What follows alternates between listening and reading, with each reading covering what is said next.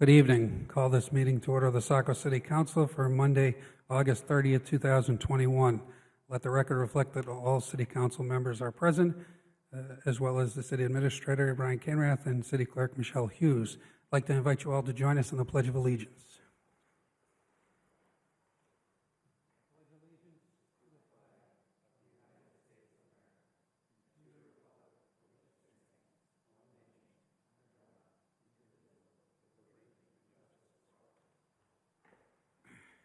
Thank you. We have no general tonight. That brings us to item 5 of the agenda, committee correspondence to council. Any committee correspondence at this time? Seeing no committee correspondence, moving on to public comment. Item 6 of the agenda, we have some folks that are signed up for public comment. First up, we have William Zafferson. Folks, please come forward and be heard. Please state your name and address for the record. Speak directly into the microphone, and please remember to keep it to 3 minutes. Thank you very much. Thank you very much, Mr. Mayor. My name is William Zafferson. I reside at 1 Cortlandt Circle with my wife, daughter, and our 3-year-old dog. I'm here tonight to speak in favor of the construction of a sidewalk from Bayview to Seaside. I understand that you are deliberating the possibility of considering a study. I believe that there is a significant safety issue for pedestrians and bicyclists on that stretch of the Ferry Road. As a city, we are encouraging greater utilization of Camp Ellis, but there is no safe route to reach that destination if you're either on foot or on a bicycle. Our front door faces the Ferry Road, and I've witnessed increased vehicular, pedestrian, and bicycle traffic over the past few years. I believe that the pandemic has increased traffic, putting more stress on that section of road. Personally, I've had cars brush by me within inches, as have both my wife and my daughter. Last year, a truck ran over a dog that was on a leash, killing the dog right in front of the owner. There have been several auto accidents in the vicinity, and given the rental market in the Camp Ellis and surrounding area, there are numerous motorists from out of the area who are not aware of the requirements to maintain a safe distance, nor are they familiar with the road, especially the big bend near Ferry Lane. We routinely replace brick sidewalks in the historic zone of the city, which is a matter of aesthetics. We're here talking about a safety issue, though, tonight. These two cannot be reconciled as to say that brick sidewalks are more important than lives. Our annual report that was posted in this evening's City Council agenda also lists focus areas and adopted council goals. Environmental sustainability, transportation and transit, and also livable community all speak to the increased pedestrian and bicycle utilization, but we've got to do it in a safe manner. In 2005, the Maine Department of Transportation recommended in its report to the city that a sidewalk bike lane should be seriously considered. I say that while this might not be an inexpensive endeavor, neither was the cost to construct the bike path on the upper part of the Ferry Road. Today, I doubt anyone would think that it was a waste of funds. But as costs will only escalate and increased population and traffic further stress the section of the road, there is no better time than now to act. We should compare the ridership of the trolley that visits Camp Ellis versus the number of people who walk and ride bikes. A TIF was created to support the trolley, but I'd like to surmise that there are more people on foot and on bikes than cheeks in the seats in the trolley. There are presently 2 short sections of sidewalk already in place. I'd like to just share a few pictures. Unfortunately, I can't broadcast them, but I have sent them to all of the city councilors. This first one is just the area that is in question. It runs from Bayview down to Seaside, and that's where the 2 red arrows are. The yellow one I'm going to reserve for just a moment. I'll talk about that in just a second. This picture is the sharp bend on the Ferry Road, and the red arrow here is the location of a tree that has been kissed multiple times by a lot of vehicles. It has been a constant source of accidents. The third picture that I've included is actually in front of my house as well as one of my neighbors' homes on Cortlandt Circle. This is what I will describe as the sidewalk to nowhere. It terminates in ditches. So people who are walking their baby carriages or walking or riding their bikes with little children end up having to go to the end and turn around because it goes into a ditch. This next picture, which is number 4, is the longer section of a sidewalk that exists in front of the landing road. Again, nice sidewalk, but it doesn't go anywhere except for just in front of the landing road subdivision. I'm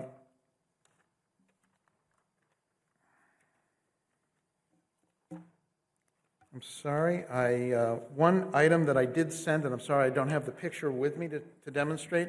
On May 27th, there was a serious auto accident, and that picture is in your email, and it shows a car sitting up on its side after having run into another tree. Again, it was a high-speed accident, and again, thankfully there were no pedestrians involved.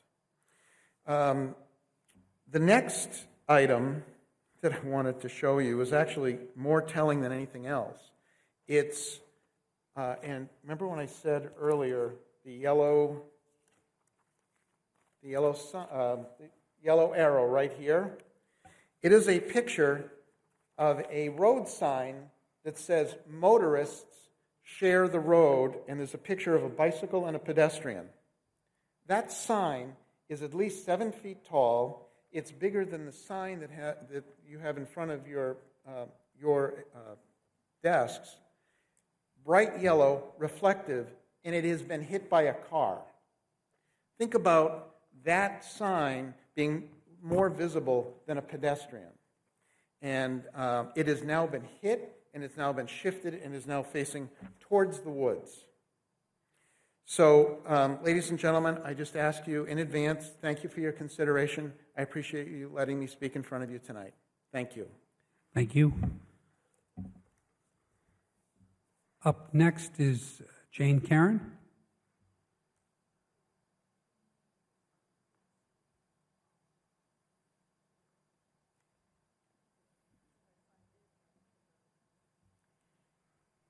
Good evening. Thank you for your time today. My name is Jane Karen, 264 Lincoln Street in Saco, Ward 5, and I am speaking in support of that Ferry Road sidewalk extension. That's a new business this evening. And I've reached out to several people in the community, and there's a lot of support for the consideration of that. And I think with all of what Mr. Zafferson shared with you for safety, I believe that that is probably a decision you're going to support. And I just ask that between traffic and the sidewalk and the summer visitors and our community, it may even help with the parking down at the Ellis Beach area, Bayside. So more people would be able to utilize that roadway on bicycle and walking, and I support that for City of Saco safety. Thank you. Thank you. Up next is Nancy Bancroft.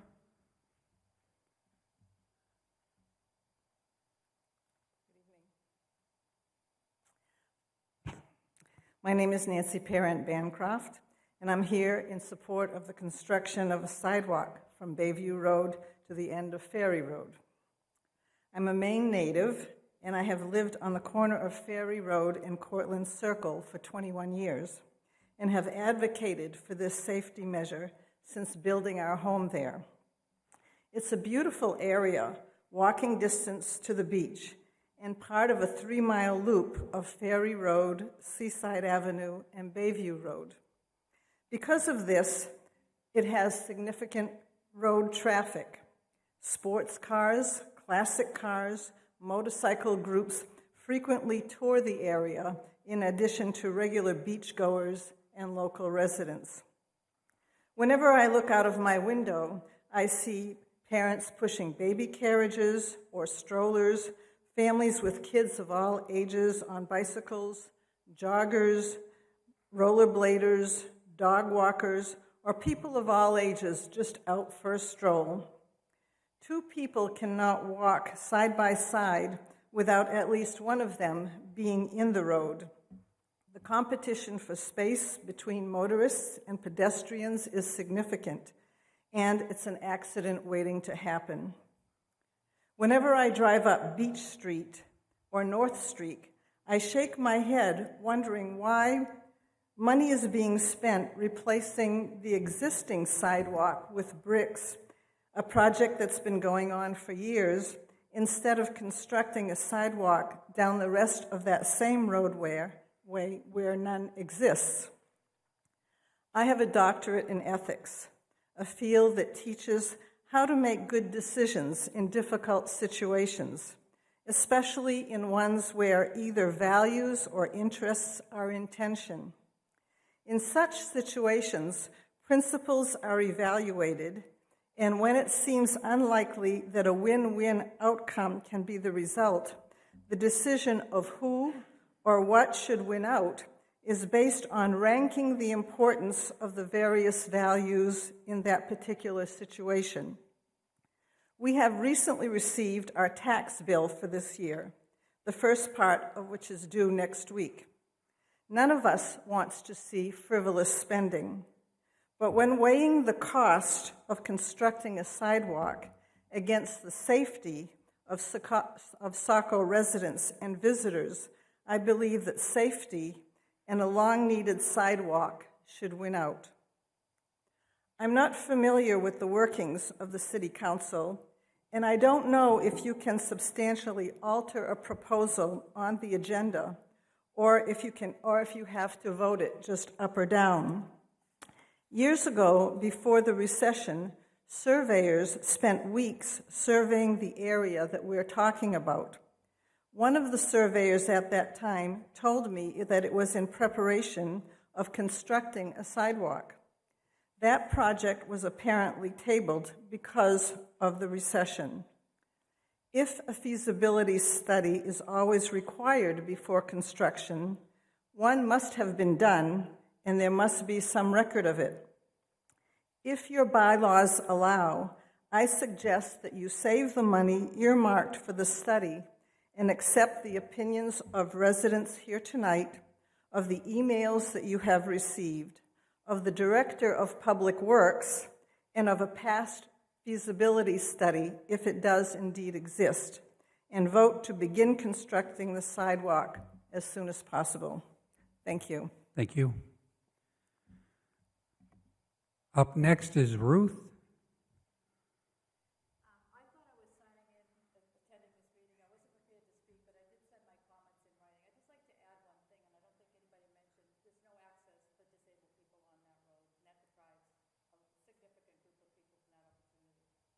Thank you. That is all that's signed up for public comment. If there's any members of the public that would like to speak, come forward and be heard. Okay, moving on. There are no minutes to approve. Brings us to item 8, the consent agenda. There's one item, item A, confirm mayor's appointment to the Arts Commission for Melissa Shannon. Is there a motion to approve the consent items? So moved. Councilor Gunn, is there a second? Second. Second by Councilor McPhail. Any discussion? Roll call vote. Councilor Archer? Aye. Councilor Aye. Purdy? Yes. Councilor Gunn? Yes. Councilor Berman? Yes. Councilor Hatch? Yes. Councilor McPhail? Yes. Councilor Johnston? Yes. Motion passes 7-0. Brings us to action items, which is item 9 of the agenda packet. Item A is approve the annual report, page 4 of your packet, and that is Councilor Johnston. Thank you. According to MRSA Title 30A, Section 2801, each municipality shall publish a complete report annually that shall contain records of financial transactions, statements of assets and liabilities, and a post-audit report. In addition to the required documents, each department has prepared a summary of the departmental operations for the fiscal year 2021. Once adopted by the City Council, this document will be available on the city's website, and an official printed copy will be available for review in the city clerk's office. Andrew Dickinson in communications and Tori Gorman in administration have been essential in preparing this year's annual report. Please accept our submission on behalf of City Administrator Cainrath. Be it resolved that the City Council accept the fiscal year 2021 annual report as submitted by the City Administrator. I move to approve the resolution. Motion's been made by Councilor Johnston. Is there a second? Second. Second by Councilor Berman. Any discussion on the annual report? I'm sorry, Counselor Hatch. Thank you. Any discussion? Roll call vote on accepting the annual report. Counselor Archer? Aye. Counselor Purdy? Yes. Counselor Gunn? Yes. Counselor Berman? Yes. Counselor Hatch? Yes. Counselor McPhail? Yes. Counselor Johnston? Yes. Motion passes 7-0. Brings us to item B, second and final reading, order authorizing the city of Saco to borrow an amount not to exceed $50 million and to apply for and accept state, federal grants and funding, if available, to construct and equip a full water resource recovery facility upgrade located on Front Street, page 5 of your packet, and that is Counselor McPhail. Thank you, Mr. Mayor. The WRRD facility on Front Street is prone to hydraulic backups consistent of aging infrastructure built on elevations susceptible to sea level rise, is not equipped to meet anticipated regulatory requirements, and is not equipped to support community growth. For these reasons and more, over the past 2 years, the WRRD has been studying these impacts and planning for its long-term health. The Coastal Resiliency Ad Hoc Committee, WRRD, and the Communications Department partnered with the U.S. EPA to evaluate site alternatives, and the site design with the highest benefit-cost ratio was chosen. At its August 23rd meeting, the City Council held a public hearing and scheduled the final reading on this item. Be it ordered that the City Council approves the order authorizing the City of Saco to borrow an amount not to exceed $50 million and to apply for and accept state and federal grants and funding, if available, to construct and equip a full water resource recovery facility upgrade located on Front Street. I move to approve the order. Motion's been made by Counselor McPhail. Is there a second? I'll second. Second by Counselor Berman. Any discussion? Counselor Archer? Yes, I mentioned that there's concerns related to the 50 million. However, I'm a supporter, just for people who don't know, that this motion will go to the public to vote on, and that I do support. So I'll be voting yes to allow the public to vote on this measure. Thank you. Any further discussion? A roll call vote. Counselor Archer? Aye. Counselor Purdy? Yes. Counselor Gunn? Yes. Counselor Berman? Yes. Counselor Hatch? Yes. Counselor McPhail? Yes. Counselor Johnston? Yes. Motion passes 7-0. Brings us to item C, a second and final reading, budget amendment number 2, Route 112 traffic improvements, page 12 of your packet. Counselor Archer. Yes, thank you, Mr. Mayor. The City of Saco has entered into a purchase and sale to purchase the house at 2 Hillview Ave in order to reconfigure the Jenkins Road intersection. The purchase price is $390,000, and $150,000 in TIF funds is earmarked for this project in this year's TIF budget. This amendment funds the balance of the purchase cost in the amount of $240,000. Be it ordered, the City Council approves the second and final reading of Budget Amendment number 2, fiscal year 2022. I move to approve the order. Motion's been made by Counselor Archer. Is there a second? Second. Second by Counselor Purdy.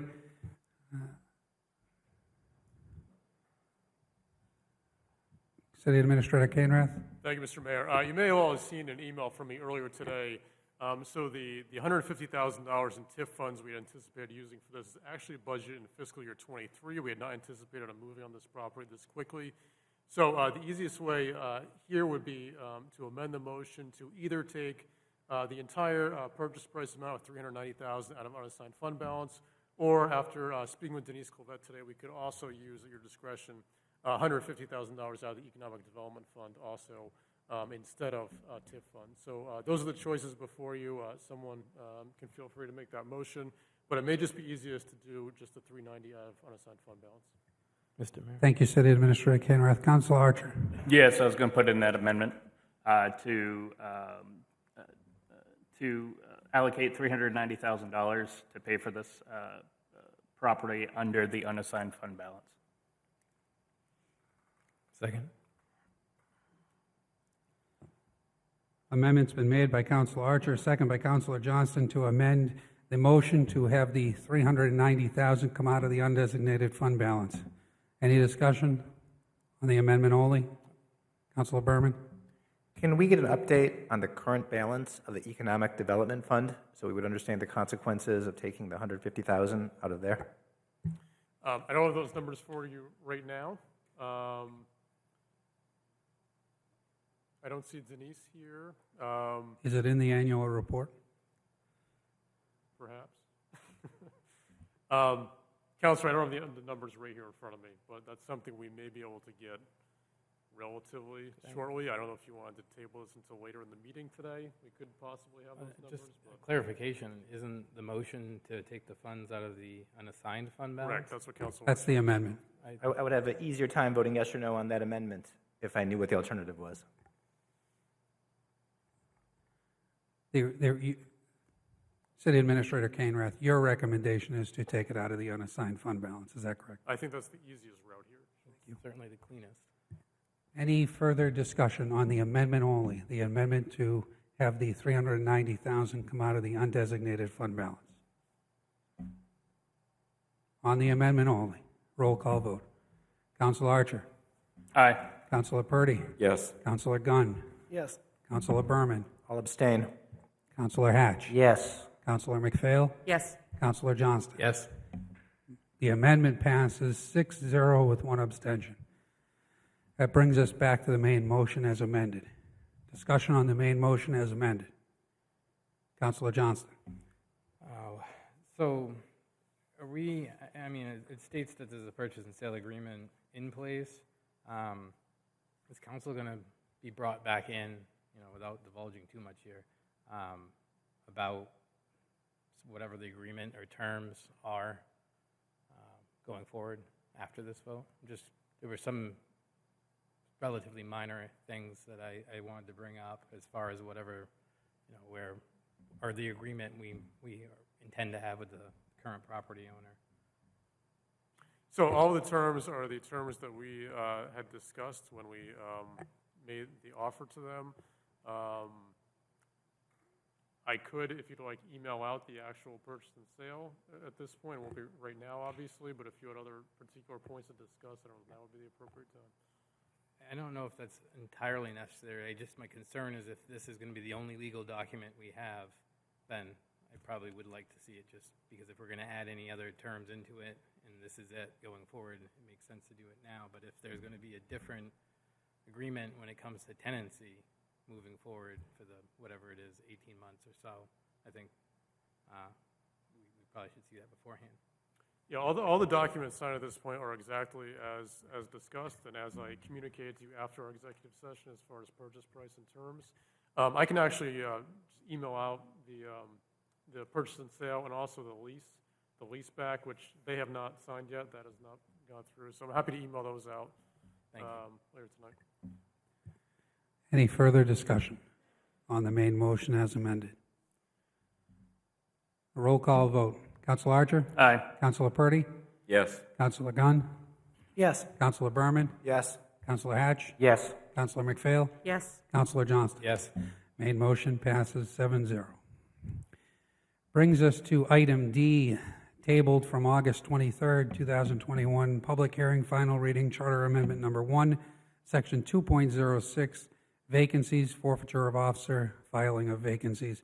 Page 14 of your packet, Councilor Purdy. Excuse me. Is there a motion to untable? So moved. Councilor Purdy, is there a second? Second. Second by Councilor Gunn to untable. Roll call vote to untable. Councilor Archer? Aye. Councilor Purdy? Yes. Councilor Gunn? Yes. Councilor Berman? Yes. Councilor Hatch? Yes. Councilor McPhail? Yes. Councilor Johnston? Yes. Motion on table passes 7-0. Councilor Purdy. Thank you. The City Council endeavors to make a few amendments to the Charter as described in MRSA Title 30A, Chapter 111, Section 2104. The process for making amendments to the Charter requires a public hearing before a vote by Council. Additionally, if approved by Council, the item would be voted in referendum by the public in November.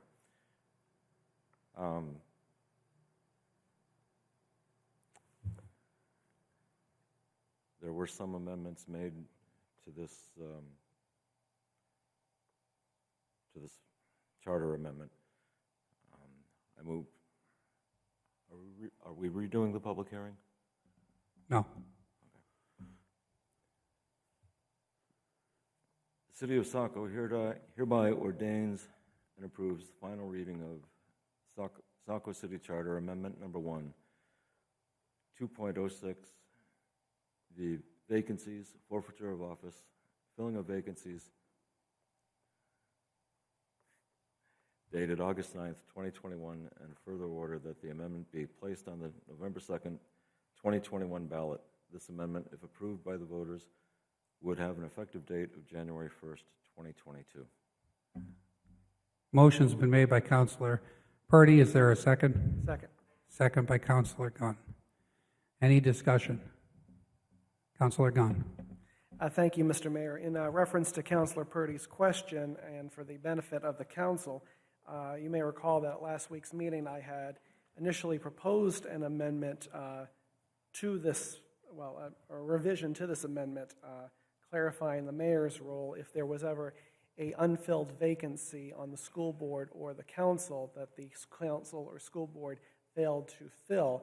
I was under the erroneous belief that the entire pre-existing amendment, language in the charter had been deleted and we were starting from scratch.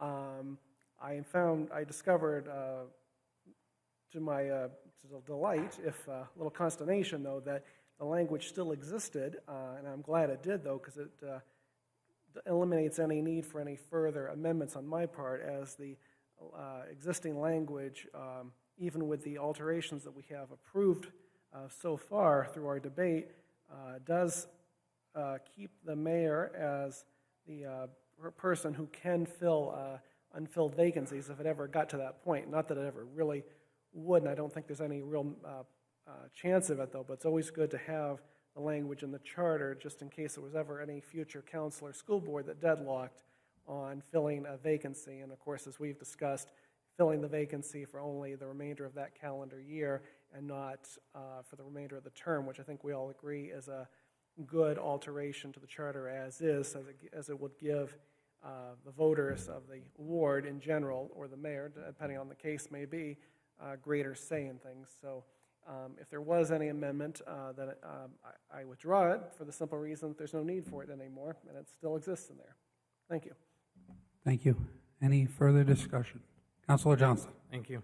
Perhaps it was my error. I think I left here uncertain of who was making what amendments after we had so much discussion.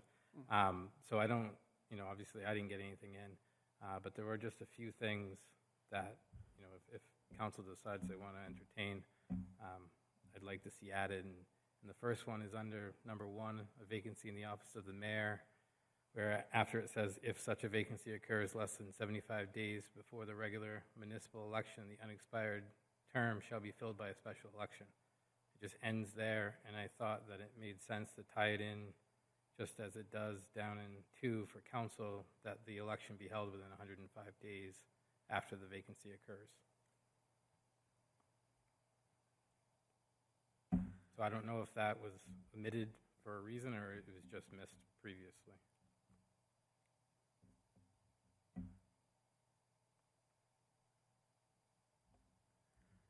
Would you like to make that amendment? Yes.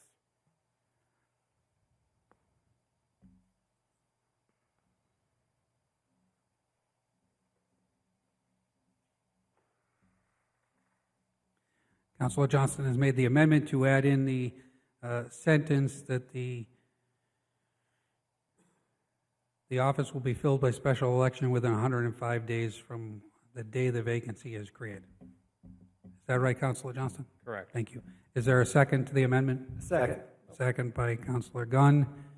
Any discussion on the amendment only?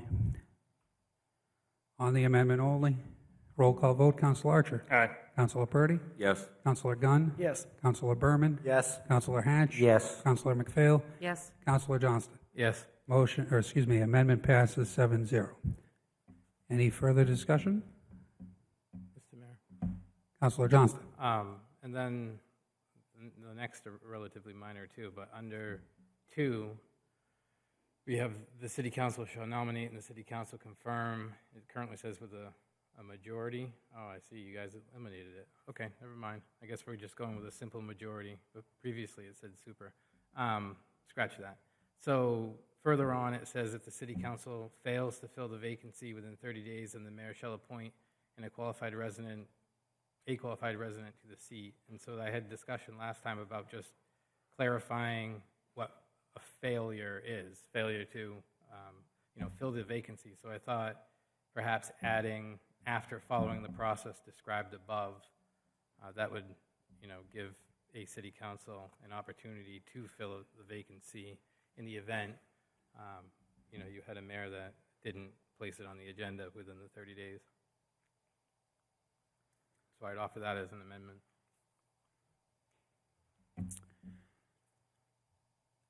So prior to if the city council fails to, you would like to add in after following the process identified above? Yes. Okay.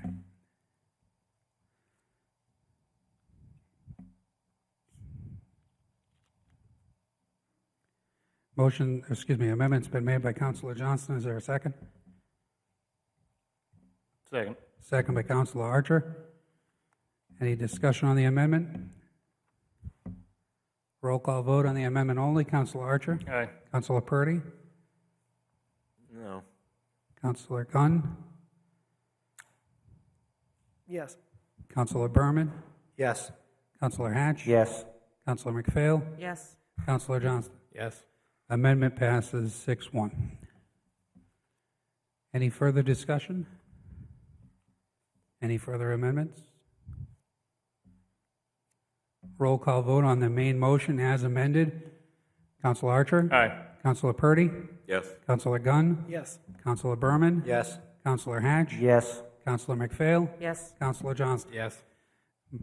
Main motion passes 7-0. Brings us to item E of the agenda tonight, which was tabled from August 23rd, 2021. Final reading Charter Amendment Number 2, 4.01, School Department and School Board, page 17 of your packet. And that is there a motion on table? Mr. Mayor, motion on table. Second. Motions have been made by Councilor Berman, seconded by Councilor Hatch. It's on table. Roll call vote on table. Councilor Archer? Aye. Councilor Purdy? Yes. Councilor Gunn? Yes. Councilor Berman? Yes. Councilor Hatch? Yes. Councilor McPhail? Yes. Councilor Johnston? Yes. Motion passes. Motion on table passes 7-0. Brings us to the main item, and that is, again, page 17 of your packet. Councilor Berman. The City Council endeavors to make a few amendments to the Charter as described in MRSA Title 30A, Chapter 111, Section 2104. The process for making amendments to the Charter requires a public hearing before a vote by Council. Additionally, if approved by the Council, the item would be voted in referendum by the public in November. The City of Saco hereby ordains and approves the final reading of Saco City Charter Amendment Number 2, 4.01, School Department and School Board, dated August 9th, 2021, and further order that the amendment be placed on the November 2nd, 2021 ballot. This amendment, if approved by the voters, would have an effective date of January 1st, 2022. Motions have been made by Councilor Berman. Is there a second? Second. Second by Councilor Purdy. Any discussion? Councilor Johnston? Thank you. As I did with the council portion, I'd just like to add, after following the process described above in that same sentence. So that way the school board has an opportunity to fill it.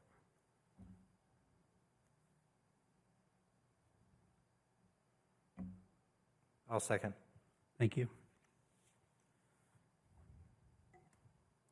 Councilor Johnston's made an amendment to add, after following the process, prior to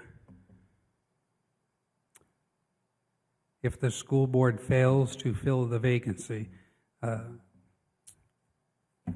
Any discussion on the amendment? On the amendment only, roll call vote. Councilor Archer? Aye. Councilor Purdy? Yes. Councilor Gunn? Yes. Councilor Berman? Yes. Councilor Hatch? Yes. Councilor McPhail? Yes. Councilor Johnston? Yes. Amendment passes 7-0. Any further discussion? Further amendments? Roll call vote on the main motion as amended. Councilor Archer? Aye. Councilor Purdy? Yes. Councilor Gunn? Yes. Councilor Berman? Yes. Councilor Hatch? Yes. Councilor McPhail? Yes. Councilor Johnston? Yes. Main motion as amended passes 7-0. Brings us to item 10 of the agenda tonight, new business. We have 3 items. Item A, a contract zone extension for 15 Oceanside Drive, page 19. We have item B, zoning ordinance amendment, industrial zone uses, page 61, and Ferry Road sidewalk extension, page 69. Item A first, contract zone extension, page 19. Councilor Berman, will you be the resource for this? Yes, please. Thank you. City Administrator Canrath, do we have a presentation under this item? I believe Mr. Driscoll and perhaps Mom would like to probably come up and address the council. But from city staff, I see City Planner Garnham here, as well as Director Toomey and our city attorney. So if any of them would like to give any comments in advance, maybe open the floor to them first, or you. Chuck. Good evening, my name's Chuck Driscoll, represent my mother Nancy, right here. We have a contract zone in place. During the process, family illness, DEP permits has taken a lot longer than we anticipated. We're asking the council to give us more time, get the extension, site plan can be approved. Any questions from council? Council Archer? Just because it's in our attorney's letter that he wrote, it looks like there's going to be another extension. I'm on board for the extension and definitely for us to continue talking about it, so I'll put that out there. But we have a hard deadline of June 9th, 2022, and is that reasonable?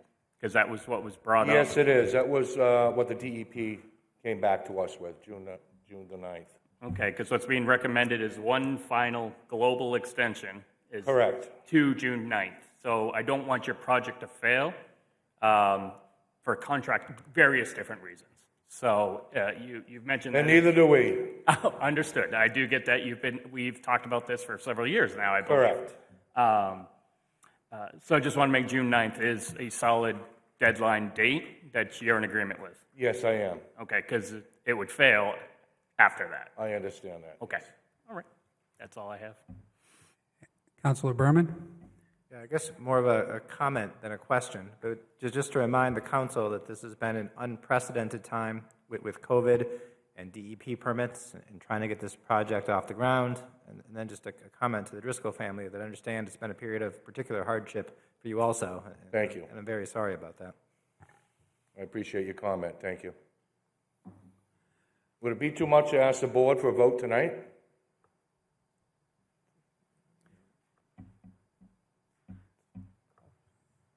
Council Archer? Sorry. What I was also going to say is, because I was further reading that, and I forgot to mention this, is that the court would not give the family more than 1 year. So out of abundance of cautious, is it possible that we just do it from the year of the extension date? So if it was to be approved, it would be a year out from that date, or is what our attorney had drafted as the June 9th fine? Can we go further and just to make sure there's no other hiccups, I guess is a good way to say it. Well, from what I understand, once, everything keeps moving forward here, I'm still, the planning board's going to give their final approval on the existing site plan. And, once the building permit is filed for, I understand that, from Mr. Toomey, that there's another appeal period. So we're already closing in on that. Mm-hmm. So the DEP came up with June the 9th, 2022, and, I believe that is fair. Okay. And so that's what we're asking for. Okay, and since I have the floor, I'll just continue with the request of voting today. It's not considered really an emergency for us to bring a non-agenda item, what we used to call it workshop item to the floor today. But I would suggest at our next available meeting. Thank you, Council Archer. Council, as I understand it from the rules, this is on the agenda tonight, therefore you can make a valid motion to approve and move forward. But I would want to bring up the city solicitor just to make sure that we're following the proper procedures. But because it is an action item on the agenda, I think it can be moved on. But we'll ask the city solicitor to come up. Chuck, anything further? Not yet, unless anybody has any more questions. Sure, come on up. Come on up.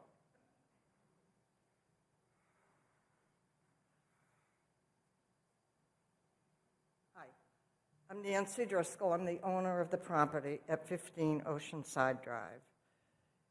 It was my husband's and my intent all along to do something with it. I apologize for having to tie you all up going through this again.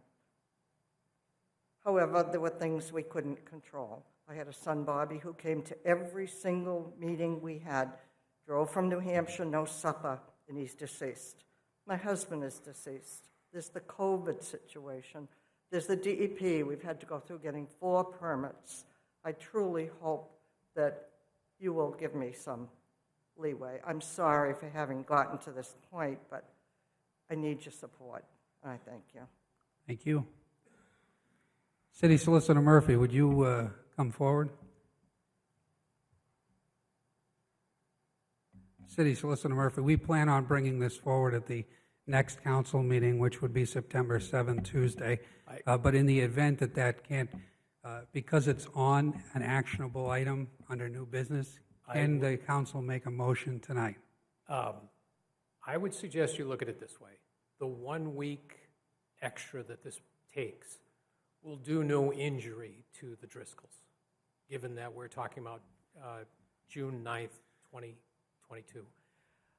And I would couple that with the idea that the last thing you want to do is give any adversary or opponent of this project a reason, a legal reason to challenge it. And so, could you do something? I'd err on the side of caution and do it next week. This family has been through a lot. We don't need to accidentally impose a new issue upon them.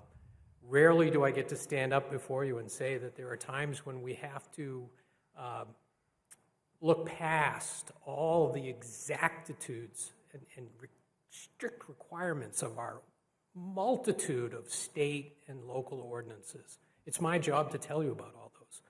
This is one of those happy and rare occasions where I can say, we can do the right thing here, because we're the Driscolls to go up to court. I really, truly believe a court will look at them with very sympathetic eyes and use their equity powers to resolve this. It's speculation, but I'm pretty certain that's where this will go. And so I would suggest to you that carrying this over to next week is the appropriate course. Thank you very much. Mr. Mayor. Councilor Johnston? Thank you. Yeah, I would agree with Attorney Murphy. I think when we start blurring the lines between action items and new business, it's not just confusing for myself as a city councilor, but it's confusing for the public.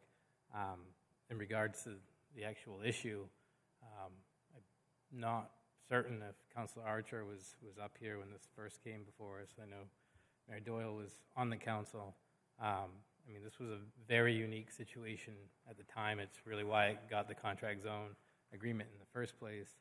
I don't think any of us could predict it would have taken this long. And thinking back to that time, I think that that 2-year requirement in the CZA is boilerplate. It's really throughout all of them. Had any of us had an understanding of what how long this process would take, I think we probably would have put the appropriate say 5 years in there. So I would just say that I think that they've obviously, as a family, have continued to try to address this and move this forward, and it would make sense for council to support it. I mean, as they've stated, this was their intent all the way back to the 1980s, and it was not their doing that created this situation. So again, I would hope you would support it. The only question I do have, and I guess it's for city staff, is back with this contract zone agreement, there was a small provision that council added that beach access would be maintained for the public. I believe it was in the form of an easement. I'm uncertain, but I think that was the intent, and so I'm just curious if that is in place or will be put in place going forward. Thank you. City Administrator Candace, can you look into that and make sure that that's part of the process? Yes, we'll do that. Thank you. Any further discussion? Councilor Berman?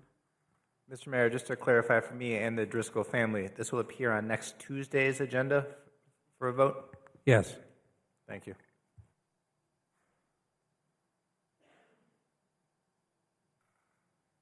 City Solicitor Murphy? I apologize, Mayor. I'm reminded, I think appropriately by the city planner, that proper notice to the parties down in the area would require us to do 2 weeks. So I think out of an abundance of caution, I would put the public notice out and do it, Jason, 2 weeks from now? Yeah. For our first reading or for Action. final? Okay. Yeah, for action. All right. Speak now or forever hold your peace kind of thing for the public. So it'll end up on the Monday following next Tuesday for final. And that will be properly public noticed in accordance with the rules and the ordinances of the City of Saco. Come forward, sure.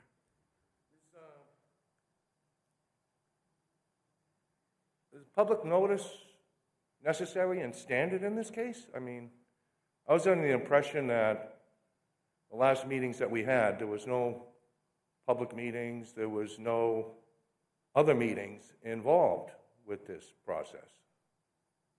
I need this clarified. I don't Can have anybody the- comment on that? Mr. Murphy, can you comment on that? We'll look into that and we'll get back to you. We'll make sure it's on an agenda upcoming as soon as possible. Okay, so this is left on the 7th or the 13th? We will get back to you as soon as we know something and clarify the actual date. Okay. The city administrator will email you and clarify the date along with the policies and the ordinances so that you're up to date, as well as the council. Thank you. Mr. Mayor, I believe we were talking about the 13th, though, from what I just heard. I would plan on the 13th. We will clarify and get back in touch with you. We'll let you know otherwise, but I would plan on the 13th. Thank you. Thank you. Any further discussion on this item? City Administrator Canrath?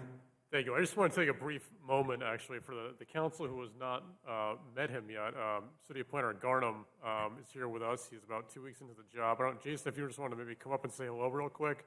Sorry to put you on the spot, but this is a good opportunity to put you before the council for the first time. Thank you, Brian. Good evening, Mayor Doyle, members of the council. I'm Jason Garnham, new city planner. So thank you for welcoming me to City of Saco. I appreciate the opportunity to serve you in my role. Just to clarify to the Driscolls, the reason for a potential delay is to make sure that any required public notice for the hearing can be made. I don't know offhand what the minimum requirements are. We just need to make sure. So I just want to clarify that. And no one else in the room knows that by heart either. So thank you for your patience. Thank you. Any questions, comments? Council Archer. Just want to say hi and welcome, and since you've been on for 2 weeks now, you're all caught up on all our outstanding projects. Absolutely. Perfect. No Glad problem. to have you. No sweat. Thank you. Thank you. Okay, so council, this will be on the agenda upcoming. Item B is zoning ordinance amendment, industrial zone uses, page 61 of your packet. City Administrator Kenneth, is there a presentation on this item? I don't believe so, unless Director Clavette, was there any initial presentation we wanted to give here? Or? No. Okay.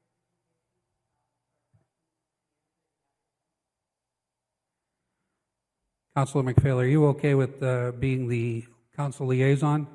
Yes, I am. Thank you. Thank you. Council, any questions for Director Clavette or City Administrator Canrath on the Zoning Ordinance Amendment, Industrial Zone Uses. Councilor Berman. Yeah, I noticed that the schools are becoming a permitted use in the industrial zones, and I'm wondering about the reasoning behind that, especially why they're being a permitted use and not a conditional use. Director Clavette.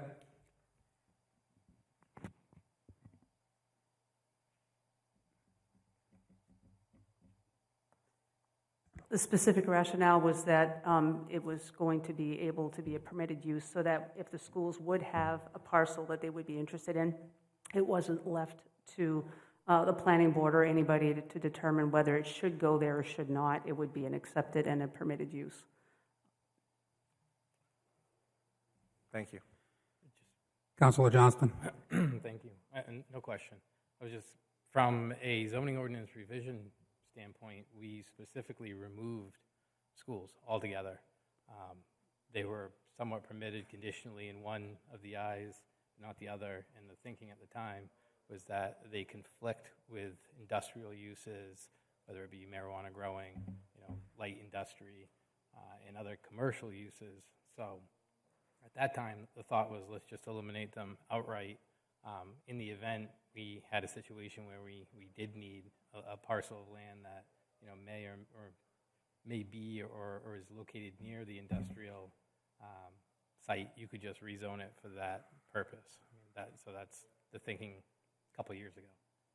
So I was kind of surprised to see it thrown back in, at least for the public schools. As with the private, I didn't see so much an issue with, because most of them are tax-paying entities outside of Sweetser. Thank you. Thank you. Any further, Councilor Archer? Yeah, so I don't know if it's best to address it this way or through ordinances or changing it other ways, but southern side of 195 Industrial Park Road is very mixed use, kind of. I mean, if you really look at it, it's kind of sporadic on what the uses are. Would it be best to make possibly to change it through this way or change it through another way, through another zoning process for the industrial park? Because does the industrial park come all the way out to that real estate building? We'll call it one industrial park.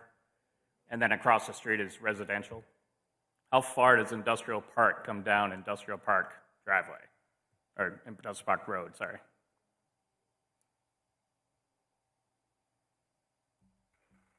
I don't have quick access to it. So if you'd like to make an amendment or for the next meeting that this gets on, go ahead and email Director Clavette. Okay. But I'd like to just have a discussion on other uses that possibly south of 190, the bridge, could be used for best development purposes. So, thank you. Thank you. Any further discussion? Councilor Berman? Just a note that I found Councilor Johnston's rationale about where schools belong and don't belong, and it sounds like the process the planning committee went through in choosing to exclude them to be fairly compelling, and I want to further that discussion as this ordinance moves forward. Thank you. Any further discussion on this item? So this will be coming forward in a future council meeting. Item C, Ferry Road Sidewalk Extension, page 69 of the packet. Councilor Berman, are you willing to be the council resource for this item? Yes, thank you. Thank you very much. Director Fox, would you come forward and give us a little presentation on this item? Good evening.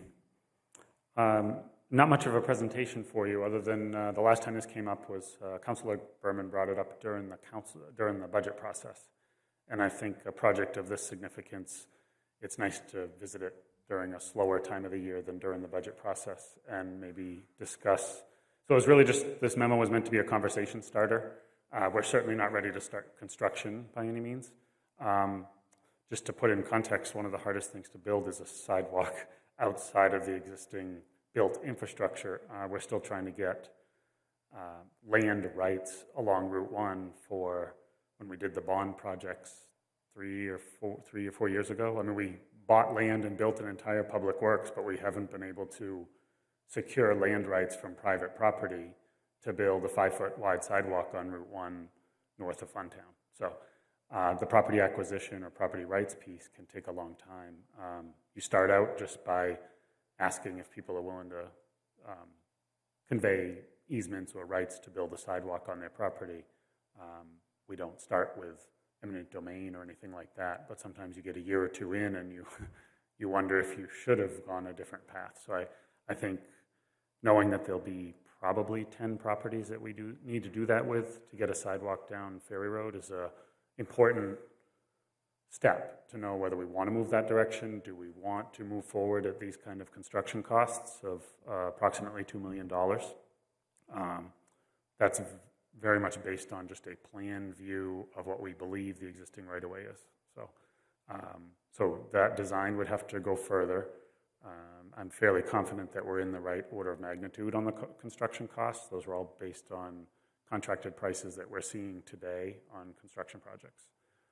So I think if we can accept that the construction will be around $2 million, there would probably be about 10 properties that we would need some level of either property acquisition on. Property acquisition alone, the state process is pretty, with federal dollars, is very spelled out on how you acquire property. And that's why back in 2005, between 2005 and 2007, when the state was looking into this as part of a potentially federally funded project at the regional level through PACs, they stopped partway through engineering or survey and design just because their acquisition costs alone were going to be probably the costs of this sidewalk.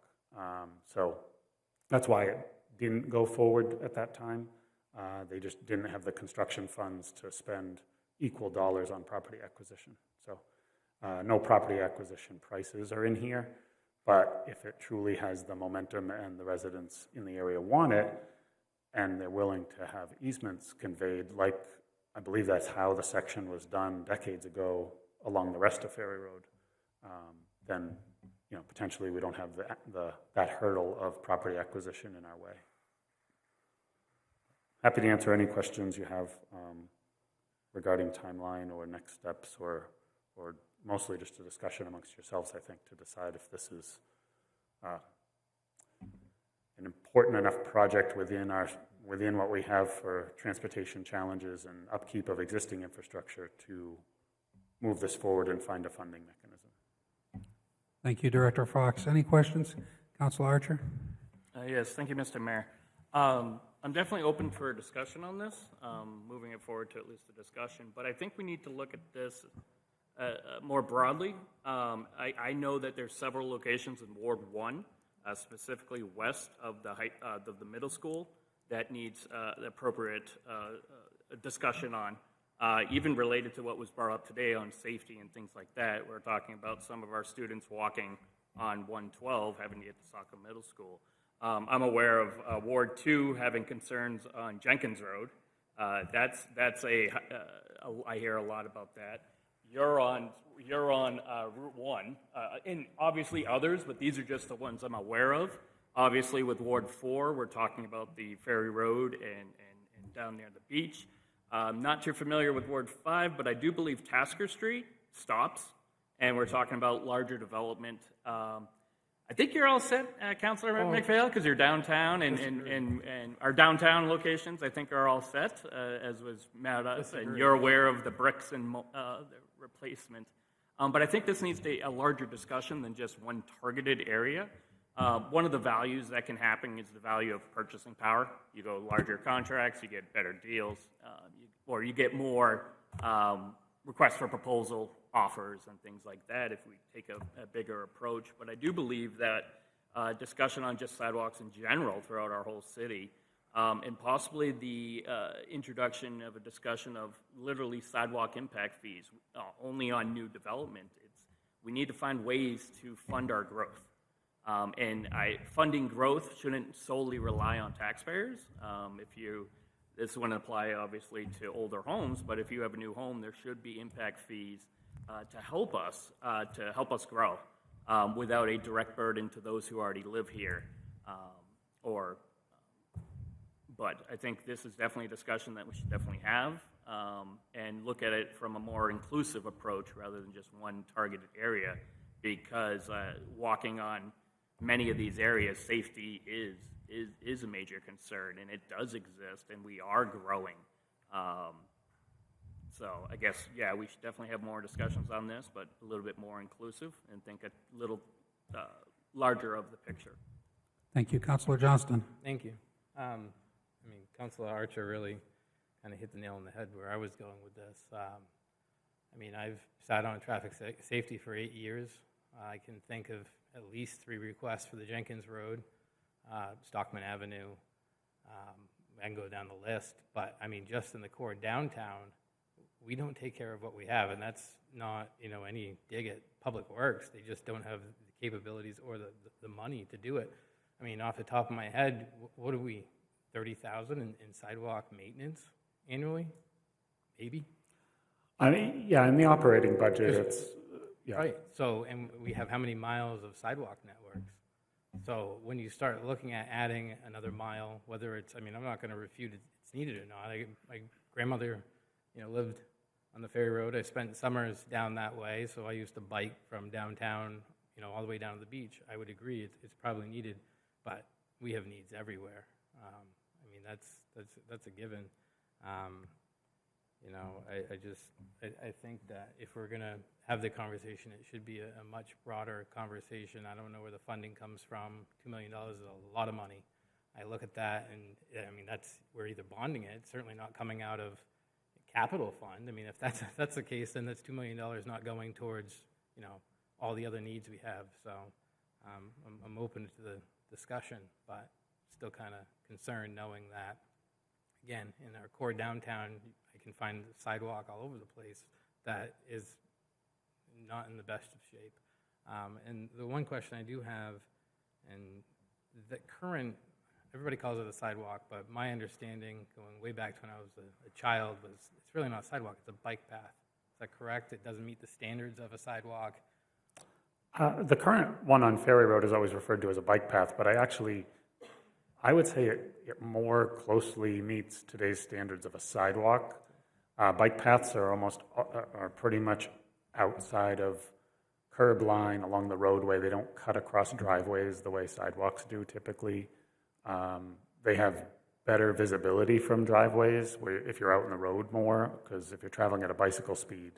So it does more or less meet today what we would build for sidewalks. Again, my concern is that many of you have heard me say it. It's probably by far one of the largest complaints I get in the downtown, and it comes back to ADA compliance. My concern with if we're calling something a sidewalk, are we now at the potential mercy of having to upgrade the rest of what has been called a bike path my whole life to ADA standards? If we touch that piece of it to reconstruct it, then it would have to meet ADA standards with the warning plates and certain curb. We have no curb.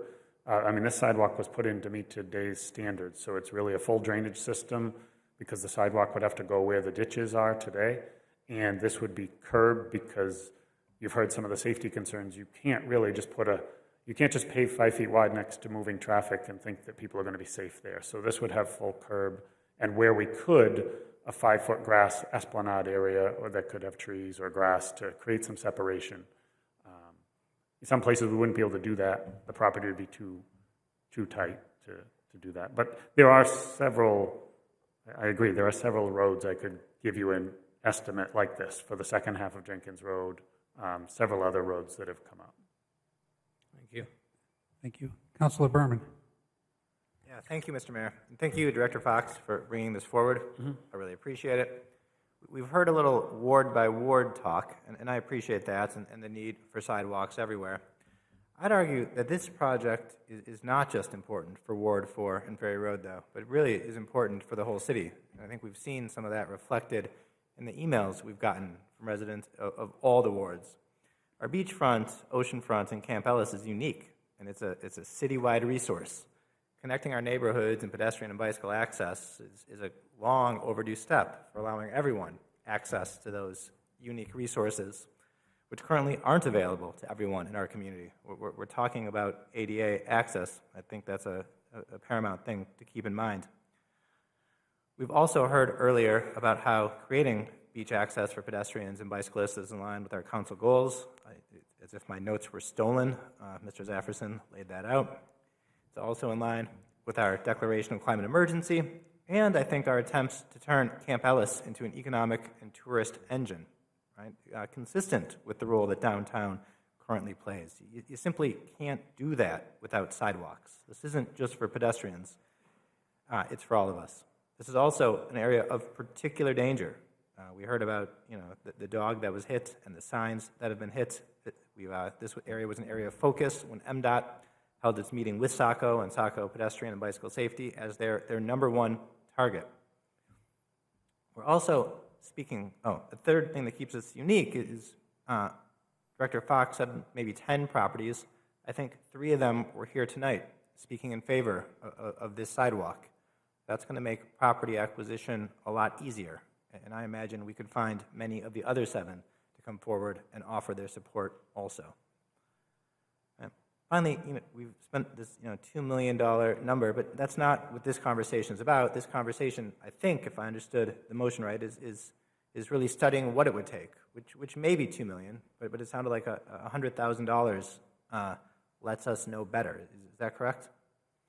I put that out there as a number if we want to refine the 2 million and actually know exactly what the property addresses are that we would impact, do a full survey and a more detailed design to arrive at a final construction number. That's what that would be. It's not, I think it was, someone mentioned a feasibility study. It's just purely construction design. It's not a planning study. It's not trying to decide where a sidewalk should go. It's just the nuts and bolts of getting to something we could actually bid and have contractors build. Would that include finding out about the availability of easements from the neighbors or nothing like that? That's usually not something we put on our design engineers to do the kind of door-to-door knocking on the door. Sometimes it's me. Sometimes it's our city engineer. Sometimes it's elected officials helping. I don't know if I've had the greatest success with it, but it's, whatever connections we have to at least have the conversation with the property owner in a comfortable way, we try to start there. But yeah, the 100,000 is just a rough estimate. I don't see that we would need to exceed that given the design abilities of our city engineer, but he's not available to go spend a month surveying the property. So it's mostly to get the data points on the design itself. But the point remains, the conversation isn't about whether we're going to spend $2 million today. The conversation is about whether we want to spend $100,000 to figure out what it would take to build the sidewalk. And to me, that's a much easier decision than the $2 million. And I hope you'll consider it. We need to unlock Camp Ellis. This is a hidden gem, and it should be at the forefront. It should be an economic engine. It should be a target for investment and growth. And this is a critical step for getting us there. Thank you. Councilor Gunn? Thank you, Mr. Mayor. Thank you, Mr. Director Fox. I'd like to ask you essentially a hypothetical question, but for the benefit of all the residents who wrote us emails over the weekend and last week saying what is pretty common sense, so that we need a sidewalk down there. A lot of folks are not obviously familiar with the long, drawn-out process when it comes to these type of things. I mean, if these things were easy to do, we would have done them already. Just a hypothetical to use your expertise, because if you looked at just the people who came tonight and the emails that we have the beginning of what would be anyone would call a grassroots sort of push to have a sidewalk. So let's assume that in the next 6 months, as it gets colder, people focus on issues and stuff, we can get hypothetically everybody that you need to get an easement from on the road agrees to it in principle. So let's say beginning of the year, everybody more or less says, yes, we need one. Going forward, what type of ballpark timeline, just for the residents' benefit, would we be looking at? I mean, just assuming like all the stars aligned and everything kind of went, we agreed on the price, et cetera, et cetera. Just something so the residents have something to work with in their head. Purely local dollars, money sitting in the bank, you chose to spend $2 million, you could potentially do fall construction of next year. It's not a section we would want to build in July and August. So if all of that stuff happened from today, and stayed on track, you could build it this time next fall. Now, the problem with that is, design firm availability. I mean, there's a lot of labor shortages and a lot of construction going on. So that's one potential hurdle, but that's a small one. The bigger one is, if you choose to move on that quick a timeline, there is really no chance to go get other funding. There are programs, municipal partnership initiatives with MDOT. I mean, that's a state road. And the last time we paved it in 2009, we chose to do it 100% with local funds because we just could not get into the state and federal cycle, and the road lacks a lot of current state and federal standards. So we just paved it with local dollars, and we spent a good chunk of the money that was part of the 2009 paving bond to do so. I would think for $2 million for a sidewalk, we would like to at least extend that construction cycle to get a crack at and have me go, direct me to go pursue. So if we get the final design, I've got concrete drawings to approach the state with, look for different funding mechanisms through GP-COG on a regional basis. Now you start to compete with other things that we could also submit through those. We have all of the 112 local improvements to do. So we have the Jenkins Road intersection to get signalized for close to $1 million. We've got widening and turning lanes of 112 outside of what will happen with the Turnpike project. So that would be, I'd be sitting there with a Ferry Road sidewalk application or a Route 112 Jenkins Road intersection. Those are both state roads. We're only going to get one of them. I mean, Saco's not going to get more than one of these projects at a time. So those are the type of things that then start to extend. If you're waiting for 50% state funding, it could take you 5 years to just land on one of those with this project. So that's really where these things, it's how do you want to fund them? So for the residents' benefit, the quicker we do this, the more costly it is. We wait longer. Potentially, we could save money, whether it's through, like you said, state, federal dollars. I assume any piece of the money from the Federal Recovery Act passed earlier this year. I would rule, I mean, again, hypothetical, I would rule out most federal funding mechanisms because the property acquisitions that we would just do with local, like easements and whatnot, don't necessarily reach the level. They're above board, they're fine to do, they just don't reach the red tape involved with federal projects. Gotcha. So it's pretty much us in the state if we were going to, okay, just so the public's clear on that one. Thank you. Director Fox, though, as you stated before, you said armed with more up-to-date information, it would make it easier to apply for state funding. I mean, I think the more exact and shovel-ready your construction project is, I can't guarantee I can't tell you what that has for how that weighs some of the decision makers on projects like that, but I know that if we've already gotten a design done, those projects do tend to move forward quicker for the funding and construction. Thank you.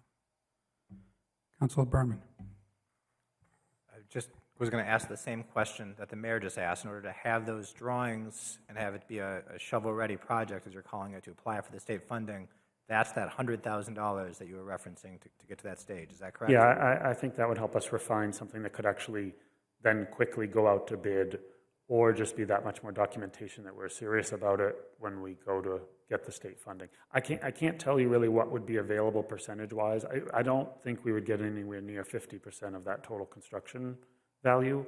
I think most of the avenues that we have for securing outside funding are going to be capped around $500,000. If you get above that, you're into this large project, and then that's into the funding mechanism that we were just going for with the Biddeford-Saco joint application for the pedestrian bridge to the parking garage in Biddeford, connecting over to, so pretty slim avenue for these different funding mechanisms, and we tend to start competing against ourselves.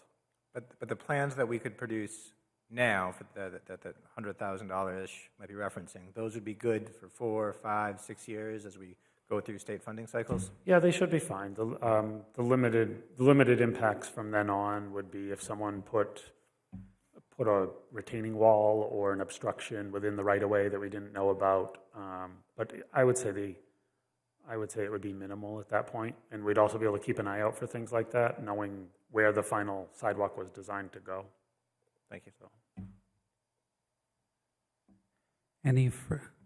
Councilor McPhail. This is actually kind of premature at this point, but I do agree that discussions need to open up, and it's definitely time to start discussing it, look forward, possibly coming up with a plan, whether now or in the near future. And I haven't pulled up the map, but would like to hear from Director Clavette at some point possibly on this with regard to the new the transit TIF district that we just set up and approved earlier this year. I know the pricing, it wouldn't come close to covering the cost of it, but whether those monies, but I can't remember the map offhand. There's not enough money in there. Well, Yeah.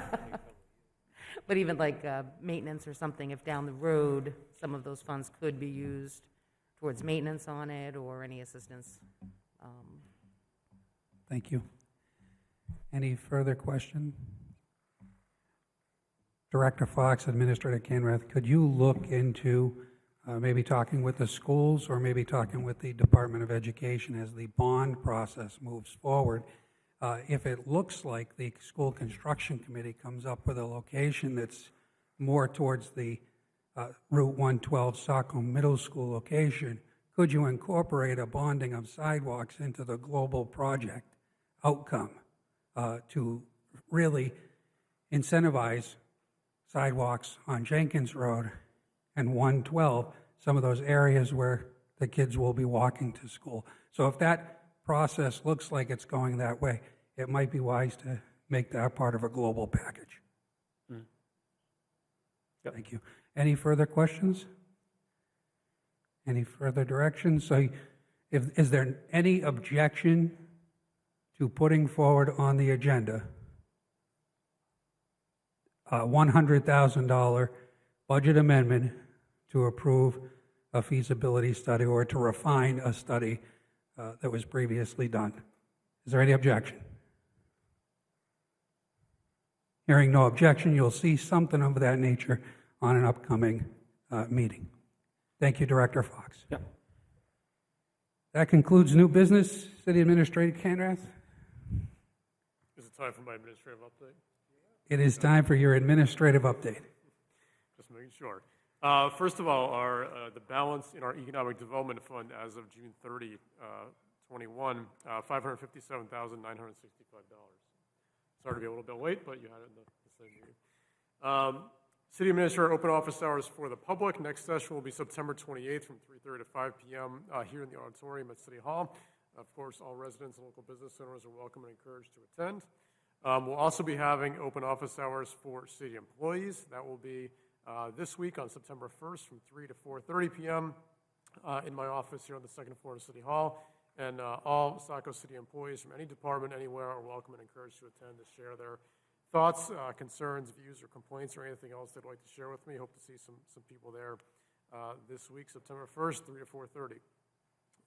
Final reminder, hopefully anyone here who this impacts, your deadline to turn in nomination petitions is this Friday, September 3rd, 2021 by 4 p.m. That's to the city clerk's office. We just received a letter just today, actually. So the National Register of Historic Places, the Rendezvous Point Burying Ground, is up for nomination and consideration for addition to the National Register. The Maine Historic Preservation Commission will consider the addition at its October 22nd meeting. All impacted property owners and the city are invited to submit written comments, either for or against the addition to the register before that date, October 22nd. And I will plan on submitting a letter of support on behalf of the city unless there are objections from anyone here in doing that, but I know there are a number of folks who are excited to see this happen. While we're talking about National Register, we also have, just for your information, a new plaque to place on the Saco City Hall signifying its placement on the National Historic Register of Historic Places. And I'll be working with facilities to find a very prominent place on the front of the building on the Main Street side to affix this new plaque. So you'll be seeing that go up in the next few weeks.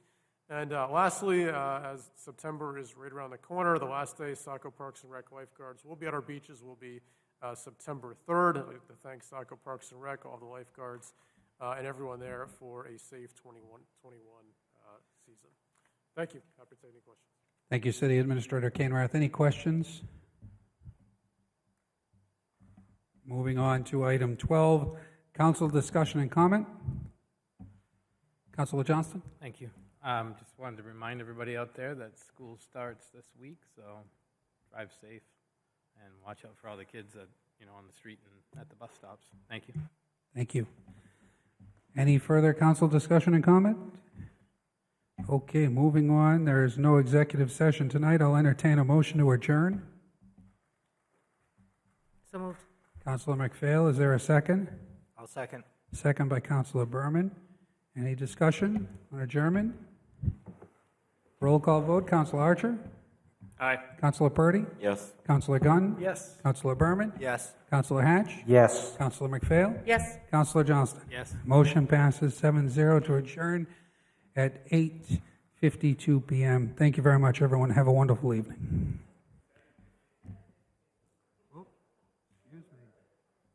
7:52.